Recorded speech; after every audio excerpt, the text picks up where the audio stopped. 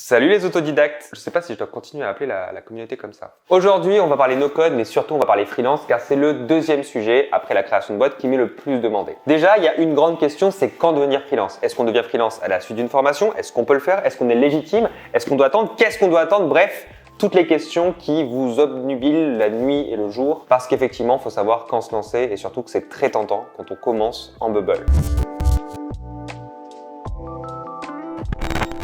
Alors je vais parler de Bubble parce que c'est l'outil que bien entendu je maîtrise le mieux et qu'on préfère chez Otto. Globalement c'est le plus gros des outils no-code. Et il faut savoir une chose, c'est que quand vous commencez à être freelance, que vous avez fini une formation, vous êtes ce qu'on appelle un baby bubbler. On vous appelle comme ça parce que c'est rigolo, c'est mignon. Mais surtout que vous êtes tout impatient de commencer votre première mission et c'est là que vous pouvez faire une grosse erreur. C'est prendre un projet en vous disant « Waouh, je suis chaud ». Je prends tout ce que je trouve. Le problème à ce moment-là, c'est que vous ne savez pas estimer ce que vous pouvez faire ou pas. Alors, bien entendu, être freelance, c'est le meilleur moyen de s'entraîner. Par contre, il faut le faire du moment que le client sait que vous êtes sur votre démarrage. Mais surtout, je vous incite à largement le prévenir, pas en lui faisant peur, du style « je suis nul, mais je vais vraiment te prendre de l'argent pour faire ton projet », mais plutôt en disant « je viens de me former à Bubble, je suis en cours et en perfectionnement de formation » parce que vous n'êtes pas tout seul. Alors je sais que dit comme ça, c'est pas forcément rassurant, mais l'idée c'est juste qu'il paye moins cher puisque le projet va durer légèrement plus longtemps et au moins vous vous formez en même temps. Je vous conseille aussi de faire, c'est plutôt que de vous lancer directement sur une mission, c'est de vous entraîner un petit peu. Ça peut être des projets d'amis, ça peut être des projets de famille, ça peut être même des mini-projets pour vous ou même dans la formation. Ça arrive très souvent que des personnes s'associent sur des projets pendant la 3e semaine du bootcamp, mais il est essentiel de d'abord s'entraîner et une fois qu'on se sent prêt, on se lance. On va se poser la question de est-ce qu'on fait du no-codeur généraliste, du no-codeur spécialisé? Alors qu'est-ce que tu veux dire par là Thibaut? Bien tout simplement qu'il y a plus de 800 outils no-code. Ça fait qu'il y a un panel de no-codeurs assez intéressant, mais tous ne pourront pas répondre aux mêmes missions. Il y a ce que je dirais les missions un petit peu process outils internes. En général, c'est un client qui a un besoin particulier pour optimiser sa boîte, pour optimiser son quotidien, gagner du temps, gérer mieux sa boîte, ses projets. Ce sont des outils qui n'ont pas vocation à être montrés à l'extérieur. Ça peut être une base de données en Airtable, ça peut être un document interne Notion, etc. Et en fait, les missions, c'est de prendre ces outils, de mettre en place des branchements, des fonctionnements. Le but, c'est que ce soit pratique et que ça réponde bien aux besoins. Donc ça, c'est le premier cadre. Deuxième cas, vous avez les no-codeurs qui vont être beaucoup plus sur des sites. Là, on est beaucoup plus sur le visuel. Très souvent, on voit des sites comme Webflow qui pop et qui sont très jolis, qui sont faits par des designers, c'est hyper beau. Et là, on va utiliser quelque chose de fonctionnel, mais on est peu dans l'applicatif, on est peu dans le très technique. On est sur du Webflow avec une base de données si nécessaire pour des articles. Ça peut être soit la base de données de Webflow qui est une base CMS, soit du Airtable et du Zapier pour connecter le tout. Bref, c'est assez classique, mais ça marche bien. Et enfin, on a le troisième type de no-codeur qui est on va dire le spécialiser sur un outil et là on va se retrouver sur de la programmation visuelle, sur Bubble, Adalo et l'idée c'est que là on est sur le truc, c'est-à-dire que visuellement ça passe, le but c'est vraiment de s'adapter aux besoins clients. Par contre, techniquement, on est sur un truc hyper long, quoi. Très souvent, les produits vont être longs parce que la taille de la mission est très importante. C'est là aussi où je trouve qu'il y a le plus de risques quand on est bubbler. Faire gaffe à ça, c'est que la mission peut durer dans le temps. Une mission d'un mois peut durer 2-3 mois. Parce que là, c'est de la technique et le truc, c'est qu'on ne vous a jamais appris à faire de gestion de projet. Donc ça aussi, attention quand on se lance. Très souvent, si vous avez mal cadré le projet, ça peut vous coûter très très cher à la fin. Maintenant qu'on sait ce à quoi on doit faire attention quand on se lance et surtout le type d'outils ou les types d'outils qu'on va utiliser, il faut savoir où trouver ses clients. Déjà, pour être contacté, il faut être visible. C'est tout bête, mais ne serait-ce qu'avoir un profil LinkedIn un peu mis à jour, tout le monde cherche sur LinkedIn. Avoir une page sur Internet, un petit site web fait en Doric ou en Webflow si vous êtes un petit peu chaud, avec des informations. Être sur des réseaux de professionnels pour rechercher des missions comme Malte ou comme Codeur.com peuvent être des points qui vous permettent de trouver rapidement des clients. Par contre, il faut savoir que quand on va vous rechercher, la première chose qu'on va regarder, c'est votre profil. LinkedIn, les réseaux comme ça sont intéressants parce que vous devez vous rendre visible, vous rendre contactable. Et très souvent, pour ça, on va mettre en avant dans ces posts une façon de montrer votre personnalité et ce que vous pensez. Ça peut être par des posts réguliers qui parlent de projets, de clients que vous avez fait. Ça peut être aussi de votre façon de concevoir en no-code ou des démonstrations.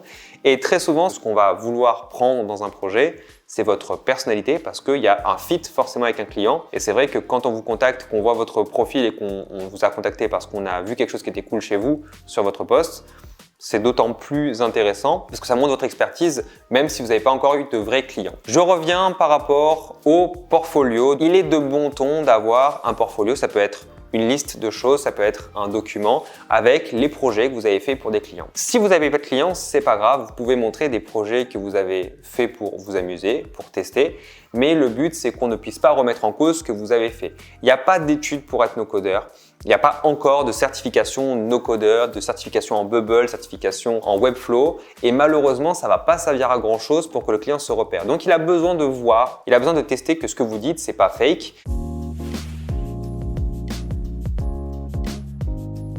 On est visible sur les réseaux, vous avez reçu votre première demande via Malte et vous recevez un email avec 2-3 informations et la proposition d'un appel téléphonique. Une fois que vous avez eu l'appel téléphonique, que potentiellement ça se passe bien avec le prospect, donc attention, le prospect c'est celui qui n'a pas encore payé par rapport au client qui commence à payer et avec qui vous travaillez, vous allez absolument demander un email avec la formalisation de certains éléments qui sont très importants, à savoir le contexte du projet, l'existant s'il y en a un, les fonctionnalités attendues et tout type de documents pouvant rentrer dans le projet, à savoir des maquettes, des mock-ups, des wireframes, bref, tous les documents qui vont vous aider. Si vous n'avez pas ça, donc le projet, moins il est spécifique, plus vous allez devoir travailler sur le fait de traduire les besoins du client. Et ça risque d'être extrêmement compliqué parce que ça augmente les erreurs d'interprétation et surtout, vous allez avoir du mal à cadrer un projet où tout le monde est en mode c'est vague. Et là, le risque, c'est le projet ne se finisse jamais. Parce que commencer un projet au début, c'est très cool, le finir, c'est encore mieux. Et croyez-moi, très souvent, on se dit que finalement, on a vendu et c'est très cool parce qu'on a l'acompte en argent. Mais sachez qu'un projet qui dure 6 mois dans le temps, c'est juste épuisant. Alors, une fois qu'on a la demande, il va falloir qu'on chiffre. Et là, le chiffrage, c'est ce qui cause beaucoup de questions. Comment on estime le prix? Comment on sait que ce que je vais vendre, ça a un certain tarif et pas un autre? Et tout ça va dépendre d'une norme qu'on appelle le TJM. TJM pour taux journalier moyen. Ça va dépendre de votre expérience en fonction de l'outil et le coût, on va dire, du local. C'est-à-dire le coût sur Marseille et de temps, le coût sur Paris de temps. Bien entendu, plus le TJM de la ville est cher, plus vous avez tendance à vous coller là-dessus. Si vous êtes sur un TJM trop faible, on a tendance à se dire que la personne est très amatrice. Si votre TJM est très élevé, soit on a tendance à vous considérer comme très bon et très expert, soit comme pas du tout réaliste et beaucoup trop cher. Tout va dépendre vraiment du cadre de la région. Par rapport à ça, comment on estime le TJM sur de la fonctionnalité, c'est-à-dire comment on va estimer le coût d'une fonctionnalité, très souvent c'est parce que vous l'avez déjà fait et donc vous savez qu'un système de paiement Stripe ça peut prendre une journée. Si par contre vous ne savez pas comment intégrer une certaine fonctionnalité, c'est pas grave, ça se fait aussi. Dans ces cas-là, vous allez rapprocher la fonctionnalité de ce que vous connaissez le plus et vous allez faire un coefficient multiplicateur qui va vous permettre d'avoir une marge de manœuvre absorbée. Si vous mettez moins de temps que ça, tant mieux. Si vous en mettez plus, au moins, il y aura un décalage qui vous permettra d'être juste. Alors bien sûr, c'est quelque chose qui se fait un peu chacun sa sauce, il n'y a pas de science exacte là-dessus. Vous allez voir que plus vous aurez de l'expérience, plus ce sera facile à faire. Par contre, c'est vrai qu'il vaut mieux que le client, quand il s'engage dans un contrat, quand il va payer l'acompte sur le devis, qu'il parte sur un projet que vous aurez bien sûr bien renseigné et que vous sachiez bien où vous alliez, plutôt que d'avoir un projet finalement qui change en plein milieu du projet, une fois que le truc a déjà été signé, que le client s'est engagé et vous aussi, et du coup que le projet traîne en longueur. Et croyez-moi, ça arrive beaucoup plus vite qu'il n'y paraît.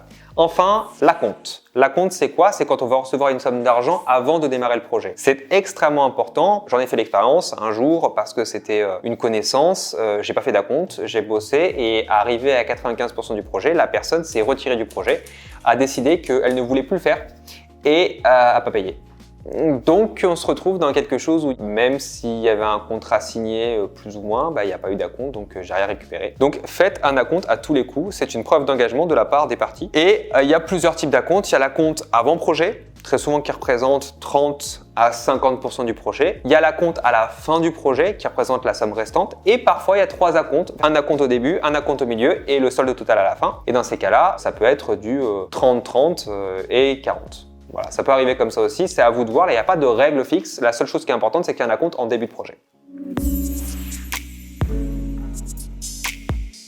Maintenant, que se passe-t-il si vous êtes en retard? Alors ça peut arriver, on est tous humains, mais sachez que avertir le client au moins 24 heures à l'avance, c'est quelque chose qui, à mon avis, est un minimum de respect dans votre relation mutuelle parce que c'est bien une relation que vous avez. Sachez aussi que c'est quelque chose qui ne doit pas être amené à se retrouver. Alors faites attention, si vous avez 24 heures de retard maintenant, c'est quelque chose qui peut se retrouver dans la suite de votre projet. Surtout dans ce qu'on appelle le chemin critique, c'est que si vous êtes sur des temps extrêmement courts et que vous avez 24 heures de retard, c'est quelque chose qui va se retrouver avec un jour de décalage et si vous avez d'autres dérapages, dérapage, ça peut décaler votre projet au fur et à mesure. Donc attention à vos retards. Par contre, ne vous mettez pas en 4 si vous avez un retard, ce n'est pas grave non plus. Ne commencez pas à troquer ce retard-là contre des fonctionnalités en plus parce que vous vous retrouverez dans quelque chose d'encore plus complexe qui va encore plus décaler le projet. Enfin, si c'est le client qui a du retard, là, pensez à préciser une clause de validation automatique si non-réponse au bout de 24-48 heures. Pourquoi? Parce que si vous avez un décalage dans le projet, imaginez que le client ne répond pas pendant une semaine, eh bien si le projet est décalé d'une semaine, il peut vous accuser et ce serait de votre faute en gros parce que vous n'auriez pas prévenu à quel point cette fonctionnalité-là était essentielle par rapport à la suite. Croyez-moi, je l'ai vécu. Dans le devis, on va intégrer deux choses qui me semblent très importantes. Ce sont les conditions générales, comment vous faites votre prix, ce qu'il faut payer, quand il faut payer, etc., la compte, tout ça. Et n'oubliez pas aussi les pénalités de retard. C'est une faute grave si on l'oublie. Ensuite,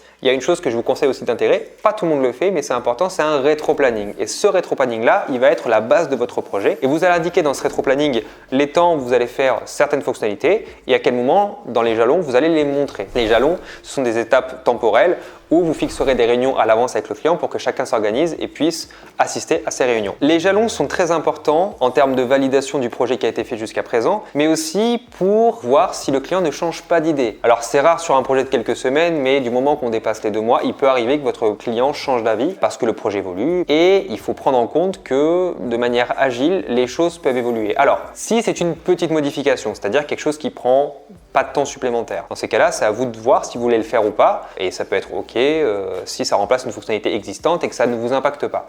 Si par contre, ça vous impacte juste temporellement, mais que vous ne voulez pas le répercuter sur le coût. Dans ces cas-là, mettez-vous d'accord avec le client que ça va dépasser de X jours. Si par contre, ça a un impact financier, je vous conseille largement de prévenir le client, déjà de faire un avenant au contrat. Et dans les deux cas, c'est de prévenir le client par email. Parce que entre ce qu'on se dit à J plus 10 et ce qu'on se dira à J plus 30, entre la fatigue de la relation, entre le fait que vous avez évolué, qu'on en est potentiellement plein le cul du projet. Bref, on n'est plus aussi cordial. Donc, formalisez tout par mail. Je vous le répéterai plusieurs fois, mais tout ce qui n'est pas par mail, tout ce qui est à la parole, avec de l'oral, ne vaut rien et encore moins devant un juge. Donc, n'hésitez pas quand même à renforcer le truc pour appuyer un peu par email, par écrit, tout ce que vous voulez. Une fois le projet réalisé, se passe la phase de recettage, c'est-à-dire la validation du projet par le client. Déjà, je vous conseille de bien noter sur un outil, Trello, tout ce que vous voulez, les fonctionnalités à tester par écran. Alors, on ne va pas partir sur l'explication de ce qu'est une user story, mais si vous le faites par écran, ce sera quand même vachement plus simple parce qu'on va savoir au moins à quoi ça correspond visuellement. À l'intérieur, vous mettez des petits tirets avec chacune des fonctionnalités et le client, il a pour objectif de cocher si ça fonctionne bien ou non et de vous écrire si ça ne fonctionne pas. On part du principe que si tout l'écran est validé en termes de fonctionnalités, il n'y a pas besoin de revenir dessus et c'est OK. Si par contre il y a une problématique, il faut bien que le client précise à quel endroit, quand il se passe quoi, histoire de bien corriger et surtout que ce soit assez précis pour éviter l'erreur d'interprétation. Parce que forcément, si vous avez qu'une ligne de texte, ça ne va pas vous aider. Aussi, il est assez intéressant dans les modifications de faire des batchs de modifications, c'est-à-dire qu'on ne fait pas écran par écran, on fait tout l'ensemble et on relivre une version pour éviter déjà les incessants allers-retours et surtout, croyez bien qu'au début on se dit oh, ça va, c'est une petite modif de 5 minutes.